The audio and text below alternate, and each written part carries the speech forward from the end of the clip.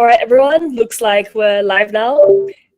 Welcome to today's live stream. We have a very interesting topic and a very important topic in the cloud, which is cloud security. I have a guest speaker with me from Varonis. Hi, Brock. And today we're going to be pretty much talking about all things cloud security. There's 5 main areas we want to cover that we'll go through in a bit. But I'm also excited to be talking about kind of like the impact of AI in cloud security, as well as how companies can adapt to that. So pretty interesting discussion we're about to have. For those of you who are joining live, please let me know where you're tuning in from. And yeah, enjoy the live stream. Hey, Brock, how are you? I'm doing well. Very excited to talk about cloud today. Nice. Yeah, me too. Is there any lag from your end? Because I'm just looking at my screen. I feel like on the YouTube side, my screen is a bit freezing up. Your audio is coming through just fine, but yeah, your video feed is freezing up a little bit. Ooh, okay. So I'm gonna turn off my audio for my video for 1 second, and then reset it. Hopefully this helps. Is this better? It's about the same. We can hear you clear though, so I mean we can work with it. Okay. Yeah, I realized that. So for the audience, I relocated to another country recently from Australia to Malaysia, and the internet in the evening is just really bad. I gotta check with my internet provider. But okay, all good. All of you can hear me. You can see Brock clearly, which is the main part. And yeah, let's get started. So Brock, how are you doing today? And could you start off by introducing a bit about yourself and what you do at Varonis? Yeah, absolutely. I'm a cloud security architect team lead here at Varonis. I work with companies to help them secure their data. My primary concerns are threat detection and response, and I'm also very keyed into identity threat detection and response, or ITDR. That is one area of the platform that I primarily focus on here. But I work with customers on everything from discovering where their sensitive data is, labeling it, helping them build a labeling strategy, addressing misconfigurations in their different cloud environments, and consolidating that information, giving them a sort of a single area to work through, map data, address misconfigurations, and detect threats on top of that. I'll show a little bit of that later, but in short, that's what I do for Varonis. And yeah, I'm doing great today to address the first question. Very excited to be on here, and curious to see where everyone else is connecting from as well. If people want to drop their location in the chat. I'm from Texas. That's where I'm coming to you from. Yeah, so pretty much opposite sides of the world. I think for me it's 9 p.m. and for you it's 9 a.m. Close, 8 a.m. 8 a.m. I think. Okay. If it wasn't for daylight savings time, I don't know why we do that. Yeah, so please let us know in the chat where you're tuning in from. And yeah, really sorry everyone for my internet. I'm glad you could all hear me clearly. This is probably the first time I'm showing all of you like the blurry connection, but yeah, we'll make it work. And Brock, just let me know at any time if my connection gets slow or if you have trouble hearing me. Otherwise, I think we might have to like do this live stream another time. But if audio works, I think it should be okay. The audio is totally good. It's just the video. Perfect. Okay. So here are the questions both of us have sort of come up with to talk about in today's live stream. The first one is around what cloud security actually is and why does it matter more than ever in 2025. We're also going to talk about some of the mistakes that teams make with cloud security. Specifically, we're going to go into a bit about shadow AI, which is like a recent problem that has come up in companies. Third topic we'll address is how teams can improve their cloud security practices. So some tips and tricks there. And then after that, we'll go through a bit of a demo of Varonis and also the key components of a modern security stack, cloud security stack. And then finally, we'll wrap up with kind of like our thoughts on the future of cloud security and yeah, kind of what to expect for the next couple of years. So let's start off with the first question, which is what is cloud security? Sort of like just for everyone, for those who are not just working in the cloud, but also maybe some people who are learning cloud and cloud security. What would you say? How would you sort of define cloud security, and why does it matter more than ever before? Gotcha. Cloud security is protecting systems you don't own. It's a thorough understanding of the different platforms you're utilizing, the applications that you have connected to those platforms, the identities that can log in and access what you're ultimately trying to protect, which is the data that you're storing in the cloud.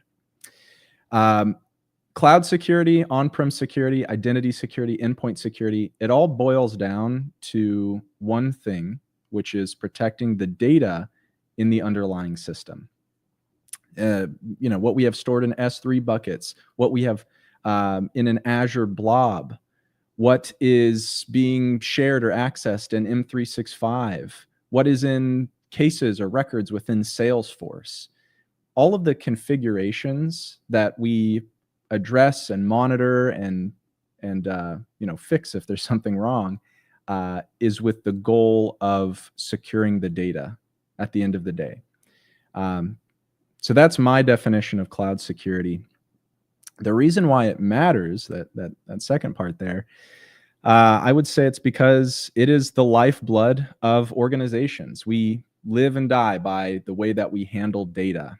Maybe it's confidential secret recipes for, our name brand soda, the Coca-Cola formula.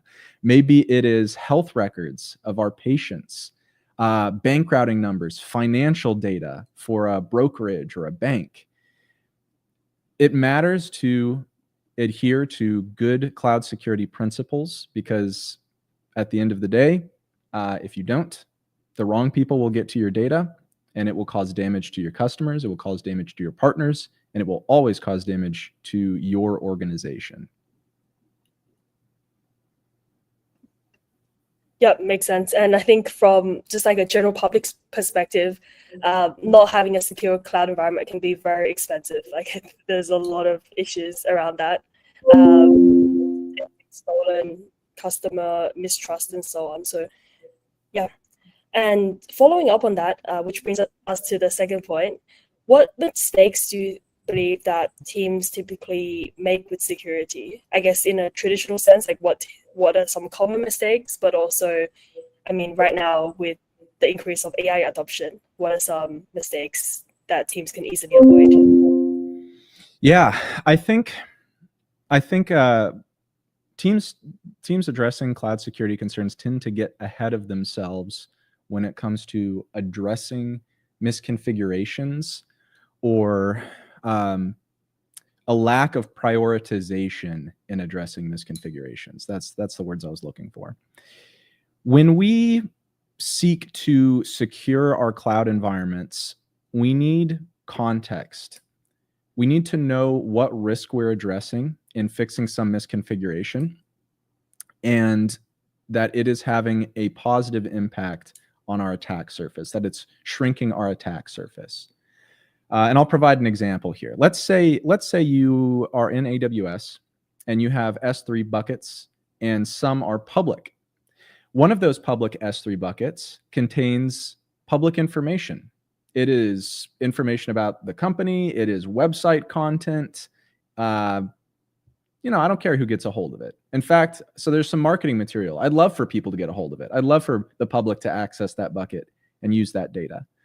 That is not a concern. Addressing a publicly exposed S3 bucket that's full of public data, there's no point. It doesn't pose any risk. Let's say we have another S3 bucket and it contains mostly public data, but for some reason, somebody stuck a bunch of financial data inside of that bucket. There's a folder and a folder and a folder and a folder, and inside of that sub folder is a bunch of files that only very specific people should have access to. But unfortunately, because the bucket's public, anyone on the internet can access it. That is risk, and making that S3 bucket private would reduce the attack surface. And the only way that I can do that is if I know where my sensitive data is, if I know what accounts have access to it, if I've mapped out permissions and I've mapped out data, then I can begin to address misconfigurations and prioritize them. I think that's where a lot of teams get overwhelmed. They adopt a DSPM or some sort of, cloud security tool. It sprays a million things for them to go fix, and there's no knowledge, there's no guidance on what I should prioritize. Like, what is top priority? What is going to have the most impact on reducing my attack surface? And then what is not? What's pointless? Making that first S3 bucket private is pointless. I think another challenge that people face is a lack of centralization in cloud platform controls. Especially in enterprise environments, it is exceedingly rare that you're only using one cloud platform. A lot of organizations, they'll use Okta and Salesforce and AWS and Azure and numerous other SaaS applications, M365. And without a consolidated way to scan for data, address misconfigurations, map changes to the environment, look at user activity, it involves a lot of legwork to sort of put one and one together, to normalize configurations across all these different platforms where the configurations are totally different. And that's where a lot of cloud security initiatives come screeching to a halt. It's because organizations realize, oh man, we have to hire more people to manage all of this stuff, and we're not ready for that. And per the comments at the end of the question there, shadow AI, we are seeing more and more AI tool sets appear. We are seeing existing products, existing SaaS apps or collaboration platforms like M365 or Salesforce have AI baked into them. They are either offering native AI tools like Microsoft's Copilot, Salesforce Einstein, or they are incorporating LLMs into their product for productivity reasons. What used to be an app that corrects your grammar is now an LLM that you can give a short sentence to, and it will build a beautiful paragraph. Right? These are things that people are afraid of because they have access to our data. We need to monitor what users are doing with these applications. We need to monitor what the applications have access to. And a lot of organizations are adopting AI too slowly as a result. They are holding off on getting Copilot licenses for their users or giving them a ChatGPT enterprise account or what have you. And as a result, users are going out and seeking their own AI. They are using their personal ChatGPT. They're using DeepSeek. They are incorporating their own technology. And just like shadow IT, I'm sure this is a term a lot of you have heard about. These unauthorized AI applications, we call them shadow AI, are posing a risk because any data that you put into it is in an unmanaged system. It is, in the strictest definition, a breach for a user to upload, confidential information to ChatGPT. Hey, this email from an executive that contains company confidential data. Can you summarize this for me? And then ChatGPT will do that. And now that email, that information is out there. It is in their hands. So yeah, preventing shadow AI is a concern, and it's the result of too slow adoption of AI tools. Yeah, that's interesting. It's sort of like a bit of a paradox. It's like trying to be careful with not trying to build like a really good AI tool, like secure AI tool for the company, but then teams are using it like other tools outside, which is probably causing more security risk. Paradox is the right word. The reason these companies, these security teams are afraid of adopting AI is the reason why shadow AI is happening. Yeah.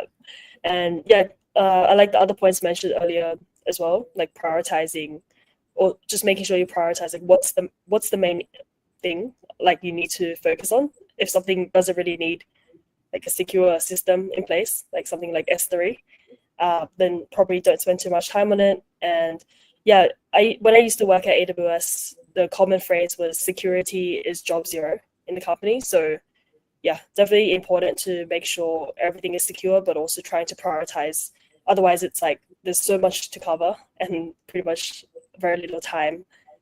And so this brings us to question number 3. I know you've covered a bit about how teams can improve the cloud security practices, but do you have some strategies that you'd recommend, some specific strategies where they can make the cloud environments more secure? Absolutely. Pulling on that thread, you said security is job zero. That is paramount. Addressing security later is always harder than addressing security before. Before you build out systems, before you do a cloud migration, before you begin building that application in AWS or Azure or wherever else, consider security from the get-go. Incorporate it in every step of the process. Like the secure software development lifecycle. If you try to address security later, it's going to result in an upheaval of previous configurations, and you're going to end up spending way more time than if you were to do a little bit of security at each step. Unfortunately, especially in my line of work, because we sell a cloud security platform, a lot of organizations are already neck deep in the cloud before they realize, hey, we are having trouble. Our data is accessible to everyone. We have misconfigurations left and right. We don't have any sort of consolidation of activity. I don't know what my users are doing in the cloud. I don't know what my DevOps is doing in the cloud. It is very cumbersome. So addressing these issues sooner is definitely the right approach. If you're already up in the cloud, begin to work backwards. Prioritize based on risk. Otherwise, you won't know if you're truly fixing something or not. All the issues that we mentioned in the second question there, the answer to number 3 is basically the inverse of those. Block unauthorized AI use, but also provide your users a system which they can securely use AI. Get a Microsoft Copilot. Have them play on home field versus making them rely on their own tools. That is truly how we address the issue of shadow IT or shadow AI, is giving them the tools that users are otherwise seeking.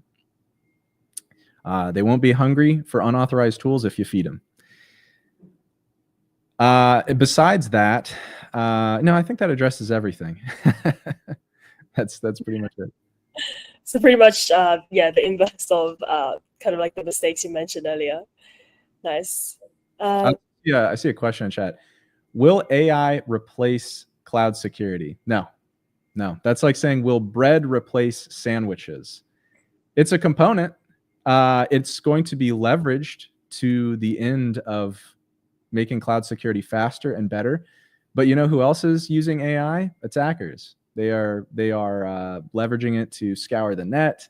They are using external or native AI elements. Like if they compromise a user who has Copilot, guess what they're going to use to enumerate and exfiltrate data from the target environment? They're going to use Copilot. AI is it's fire. It is both a tool and a weapon. And AI is going to make our jobs easier, and it's also going to make our jobs harder in some ways. At the end of the day, productivity is going to improve. So adoption of AI is not a question. It is happening. Most organizations are already using it in some capacity, and that is going to continue. We're going to become more and more reliant on it. But the principles of least privilege, of zero trust, are going to hold up until the end of time. That will never change. And so as a result, the things that we seek to fix, the principles of cloud security, those are going to stay the same. The tools that we use to achieve cloud security are going to change with AI. Yeah, that makes sense. It's like the more adoption of AI, the more problems AI sort of creates, which means more people need to kind of solve that. Another question in the chat is cloud security versus observability. And I think this one is asked because a couple of weeks ago, I had a session on cloud observability. So I think the two are kind of interlinked, definitely, like one builds on the other and vice versa. Could you, like, from your perspective, define like what's the difference between the two? Sure. Just so I'm in tune with what you discussed in regards to observability, are we talking about monitoring configurations, configuration changes, user activity? Is that the sort of observability that we're talking about? Or how Yes. do you define it? I think similar to security, preventative rather than fixing the issue while it occurs. All about monitoring dashboards and so on. Yeah, definitely. Like, We're gonna show some of that. I would say to my first, one of the first things that we mentioned, context. Achieving cloud security without context is impossible. How, without a high degree of observability into the environment that or environments, cloud security is really clouds security, as we mentioned earlier. Without a high degree of visibility in there, it is impossible to actually know if you're fixing things. It's impossible to know if you've fixed everything you've needed to fix. If I don't know what users are doing, if I don't know what configurations are present, if I don't know where the data is, all of these elements of observability, it's impossible to actually achieve cloud security. Or if I did, by magic, somehow change all the configurations I need to without even knowing what those configurations were, I have no way to prove it. You're not auditable without a high degree of observability. So it's less of a question of cloud security versus observability. It is observability leads to cloud security if you action upon what you are observing. Yep, that makes sense. So another question, like moving on to the next point, is what are the key modern, like kind of the key components of a modern cloud security stack? So I know you're pretty familiar with Varonis, but if we think, let's say, from a perspective of someone who's like, let's say they're using like multi-cloud, they're using AWS, they're using Azure, and they're also using a couple of other tools, how can they stay on top of their cloud security to have everything covered? Yeah. Two words there: consolidation and normalization. Having a system to be able to digest the configurations in these different connected platforms, present them, map them to risk so that they can be addressed. And then if that system can then fix those things for you, if I can click on a button to, change the configuration of, a blob or an S3 bucket or an account that's lacking MFA or something, all the better. Automation is the key. Automation is scalable in large, diverse environments. Spot fixing everything, especially where you're chasing up all these DevOps teams that are running amok, making insecure decisions. It can be very cumbersome if you don't have that sort of single pane of glass to monitor everything through. That is, I think, key to a modern cloud security stack. That's where, as I said earlier, a lot of cloud security initiatives, they come screeching to a halt because it is so much legwork to manually address and click through the million interfaces and dashboards and everything independent to each native platform. You have to be an expert in all of these systems. You have to be a Salesforce expert and an AWS expert and an Azure expert in order to address them all individually. And that's where normalization can make it simpler. Hey, you have externally exposed sensitive data in these 3 platforms, and this is the data and this is how it's exposed. To have one interface be able to present that to you, that takes 99% of the work out of the equation. And then, your teams can move on to addressing more problems and getting more done at the end of the day. Yep, exactly. Kind of like having like an all-in-one tool to help resolve everything rather than using the native security tools that are already offered in those platforms. They are helpful, but it doesn't show you the full picture. Could you walk us through a demo of Varonis, sort of like the interesting features and how it can help companies with their security posture? Definitely.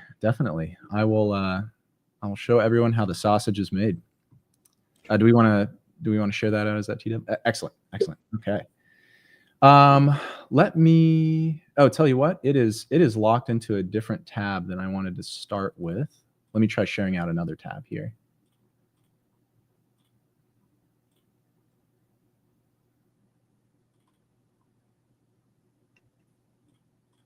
Okay. Is that coming through? Nice. Yeah. Okay. I wanted to show a more AWS oriented environment because there's all these AWS questions and we're talking a lot about AWS. We might go back to the first environment I was showing, which is more a Microsoft environment, sort of an M365 environment. So this is what everything I just discussed looks like. This dashboard here, this is the general dashboard for Varonis. It's displaying to us high-level information on events, identities, resources, and resources that are sensitive.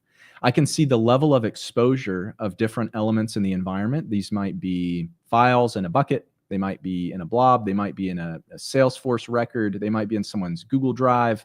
This is part of that consolidation and normalization that I mentioned earlier. We can see not only how much sensitive data is here, but who is it exposed to and when. Am I seeing massive upticks in public exposure? Maybe someone just changed a config, made a bucket public, shared a folder with the internet that they shouldn't have. I can see risks that are mapped to data. So I'll go into these for a second. Opening up this widget, I can see a nice prioritized list of risks in the environment and what they are. So in this case, there is in my Azure environment a blob that is public. It's publicly exposed and it contains PCI records.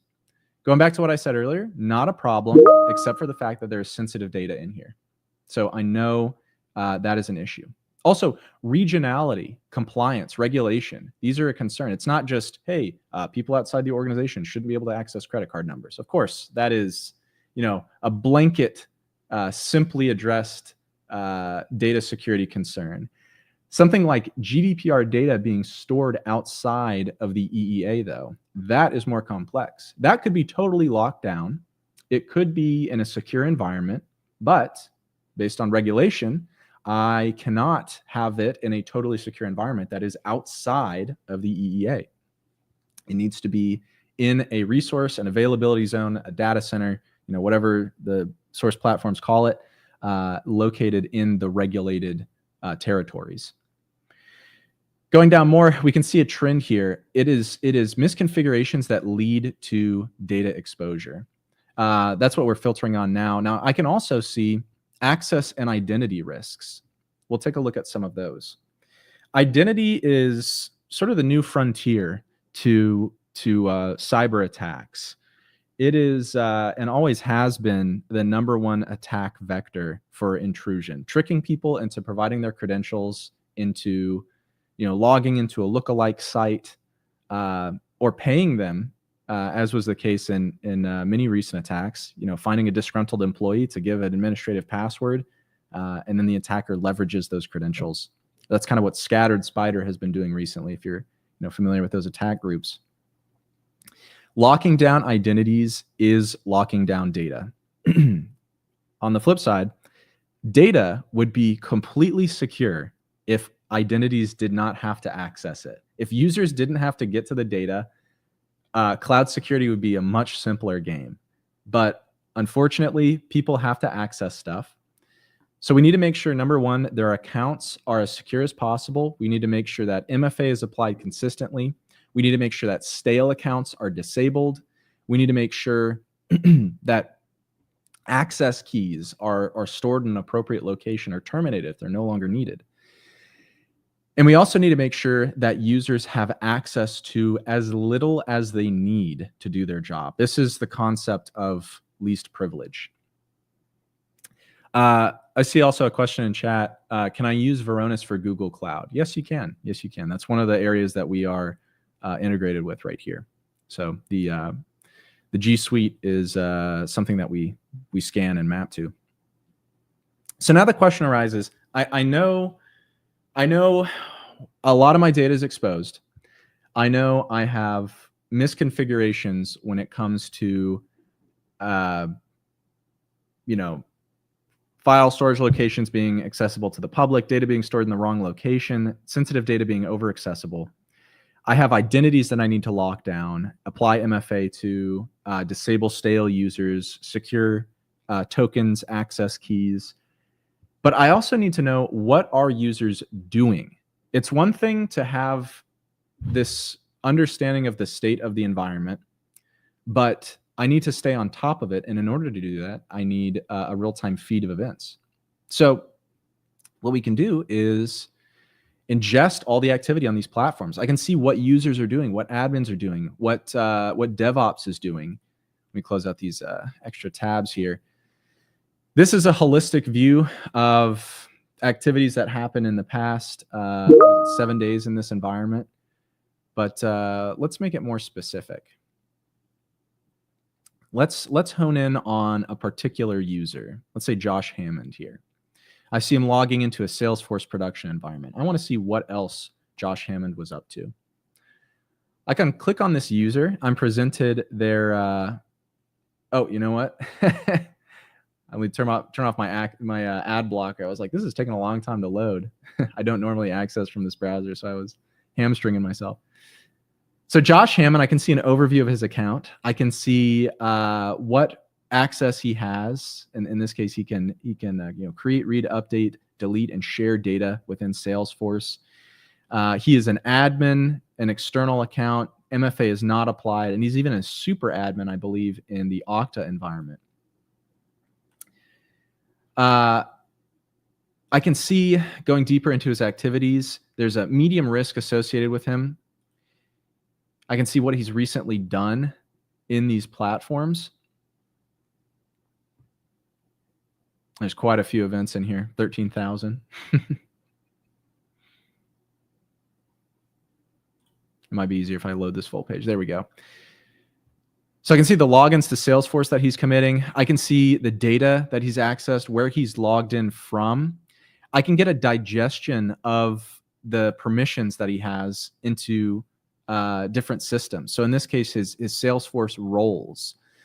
He is a system administrator, and there's also some default roles that are applied to him. And this effective aggregated view is a combination of all of the groups and roles and profiles in Salesforce that are giving him access to things. I can break this down and see, he can edit fields, export reports, modify all data, view all data, probably way more access than Josh needs to do his job. And this is how over-permissioning happens. It is a lack of consolidation of permissions. It's a lack of understanding of what users need to do their job. If I go into his activity and I don't see any sort of, if we go to activity types, if I don't see any sort of administration activities coming from him, then he probably doesn't need all those administrative roles. I can probably peel those back. In this case, he has used them. So in the example of a user who has no administrative activity, they don't need an admin role. So that's how we reduce our attack surface. I can also run actions on his account to actually take him out of groups, take care of these misconfigs. I can also see, per what I said earlier, treating cloud security as clouds security. We use something called an identity fabric to map people from their Salesforce identity, which there's actually 3 identities mapped to Josh Hammond in Salesforce. He also has this MacDonald's, John Jobs, and Tiffany Abrego. So he has given himself permission to more user accounts in Salesforce. He also exists in Azure, in Okta, in Google, and in Box. All these connected cloud apps. These are a few of the places that Varonis integrates into. This is part of that consolidation I mentioned earlier. Knowing who Josh Hammond is across your connected cloud infrastructure. Also, I see a question. Is it an XDR solution? XDR solutions typically imply the presence of an endpoint agent. Necessary for a security stack, but limited in that your approach to security is entirely through the lens of a local agent running on machines. Cloud security is a much different beast because it is publicly accessible. It is not hosted by you.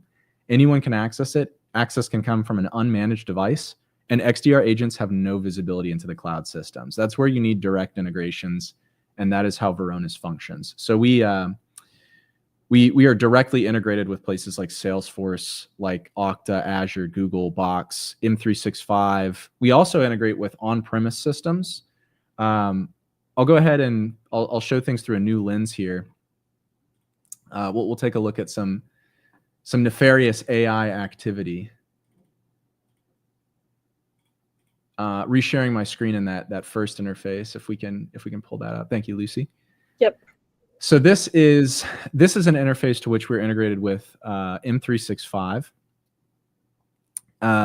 Similarly, I can see where my data is exposed to who, overexposed records by files and rules, misconfigurations that can lead to a successful attack.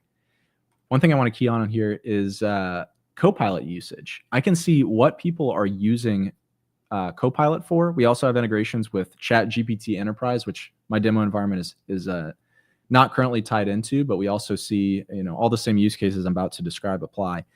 What are people using Copilot for?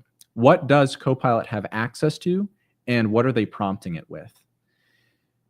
So the issues of data overexposure, the reasons why organizations are afraid to adopt AI are that people have too much access to data.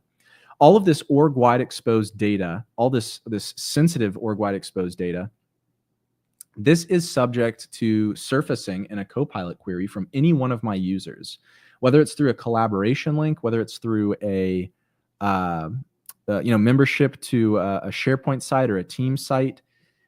If anyone asks for the sensitive data that access is provided through these org-wide or public exposures, they will get that data. That's just the way that Copilot works. If you have access to the data, it can surface it. This is a dream for attackers, for insider risks, and people who might compromise one of these users, because the job of data enumeration and exfiltration is made incredibly easy. This is why people are afraid to adopt Copilot, because they're not ready for it. We can address these misconfigurations. We can use automations baked into the platform to do things like remove collaboration links that overexpose stale data, or many others. We have tons of templates built out of the box to do everything from fixing breaks in permission to org-wide exposure, collaboration links, disabling stale users, removing direct permissions that shouldn't be there. Like, someone was added to a SharePoint Online members group that has never used that permission. Remove it. It just poses a risk. It just increases your attack surface as it relates to Copilot. And then seeing what users are prompting Copilot with. So I'm looking at Copilot interactions right now. I've got this user, Alan Carey, who is asking Copilot for access to files over and over and over again.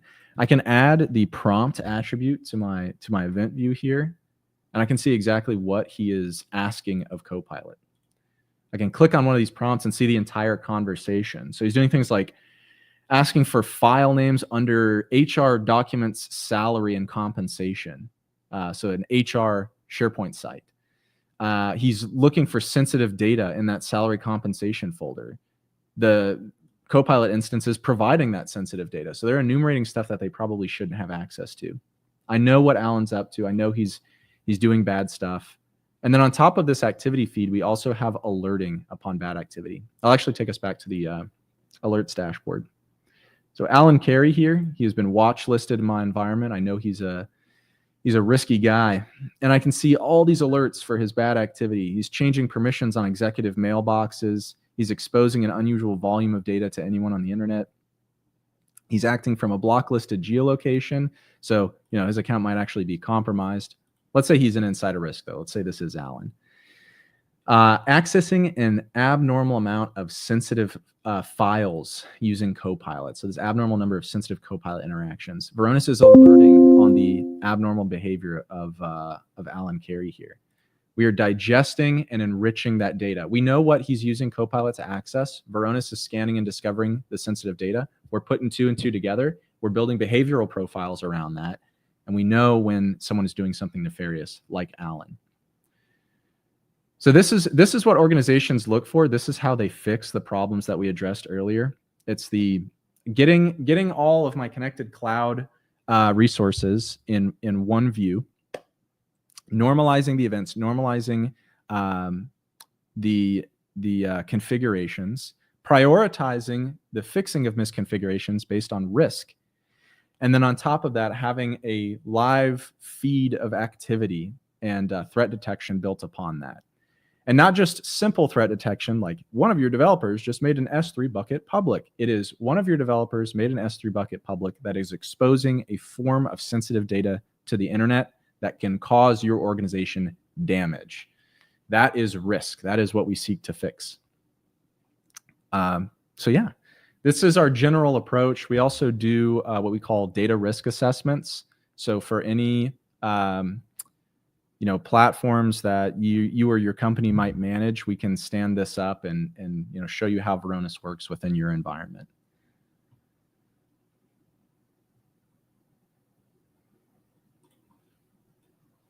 Lucy, I think you're talking on mute. Yep, I was on mute. I was saying, guys, that's actually a really cool demo. Some of the features I've seen, like pretty much for the first time, played out live. So really like the Copilot part as well. So just like a quick follow-up. Company decides to use Varonis. What do you think is like the most beneficial feature should they start off with? The most beneficial feature they start off with? That's a good question. People come to us for a variety of concerns that all boil down to data security. Some organizations approach Varonis because they recently suffered ransomware. They need preparation or hardening of their environment against future attacks.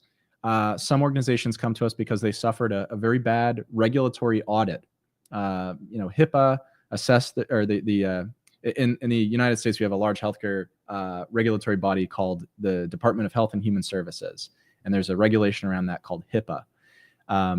Similar things in different countries. They all go by different names, but how is your organization managing patient data? And let's say this regulatory body comes in, they find, wow, you are terrible at this. Your patient records are exposed everywhere. You have no control over this regulated data, and you're in trouble unless you do something to fix it. People will come to Varonis for an understanding of where their sensitive data is, and using our policies, remediate its overexposure, reduce access to sensitive data for adherence to compliance and regulations. And then some people come to Varonis just for general cloud threat detection, AI readiness. The use cases are all kind of all over the place, but at the end of the day, they all boil down to securing data. We are detecting threats upon data. We are addressing misconfigurations to data with the context of what the data is. We're locking down identities, removing stale access to data. If we take a big step back from any security product, EDR, firewalls, email security gateways, whatever, the end goal of any of those systems is to protect data. We are putting MFA on identities that can log in and reach sensitive information. We are firewalling our networks that store company confidential information. This approach of Varonis's is one that is more direct than anything out there. We're protecting the data because we are watching it directly where it lives, not through an endpoint that could access it or a firewall that you could traverse to get to it. We are in line with pretty much every single attack strategy or regulatory concern in that regard. So we're in a very privileged position to be able to best service data security concerns, which at the end of the day is always what you're trying to protect. Yep, makes sense. It's all about the data and like protecting all that key information. And speaking of that, there's something I wanted to point out. In the YouTube video description, for those of you who are watching, Varonis has recently published a State of Data Security report, and there's quite a few interesting pieces of information and also some stats as well that you can look through. And Brock also does a bit more of like an in-depth video covering that within that link as well, if you're interested in hearing more about Varonis and data security as well. So yeah, but that's pretty much like the main questions that we had. The final question is on the future of cloud security and what that looks like. So from your experience, Brock, working around and in this whole cloud security space, what do you envision as the future of security? That's a great question. I think predicting the tactical things is difficult. Do I know what the next 0 day is going to be like? Do I know what the next popular cloud platform is going to be? No, maybe in 10 years there's a new giant cloud player out there for an identity provider or a data storage or data flow platform. But I will say the root issues, the root attack vectors are going to stay the same. Attackers are going to exploit the APIs that connect our platforms. They're going to exploit the identities and the users, both human and non-human identities. There's a fun thing to Google if you haven't read up on what a non-human identity is. They're going to continue to be the most popular methods of infiltration. Those are the things that will be consistent into the future, and tackling those issues is going to still be priority number one. I think AI is going to have more and more of a foothold in our production, in our security stacks, and in attackers' security stack. Let me see, attackers' anti-security stacks. There's the better word. It's going to be more and more. It's already at the forefront of our minds, and it's a buzzword that we see everywhere we go. AI this, AI that. That's going to continue. That trend is going to continue. So the future of cloud security is both going to be a continuation of age-old dilemmas over permissions, insecure identities, insecure APIs, but with faster and more dangerous attackers and quicker and more effective security controls through AI. Nice. Yeah, sounds like a really interesting space to be working in, and I think the future it's going to bring a lot of interesting problems, but hopefully with AI as like both an enemy and a friend, like we're going to continue to keep all the cloud security applications and all our infrastructure safe as we innovate as well. So yeah, this brings us to the end of the live stream, Brock. So for those in the audience who are looking to connect with you or learn more about Varonis, apart from that data security report, what else would you suggest? I would say go to our website, go to varonis.com. There's a method to request the data risk assessment I mentioned earlier. This is a no-cost engagement. It's totally free. We can stand up Varonis in your environment to show you how it works, to let you get hands-on with it, to give you actionable results. At the end of this data risk assessment, as the name implies, you will get an assessment of your data risk. You'll understand the configurations that need to be changed. You will have access to our threat detection and our managed data detection and response team. We are both a threat detection platform as well as a managed detection and response service. We call it managed data detection and response. You'll get access to all these things through the course of the evaluation. And at the end of it, a deliverable. Whether or not you choose to buy Varonis, you will have an actionable assessment to give you an idea of where you need to go next in your cloud security and your data security journey. Perfect.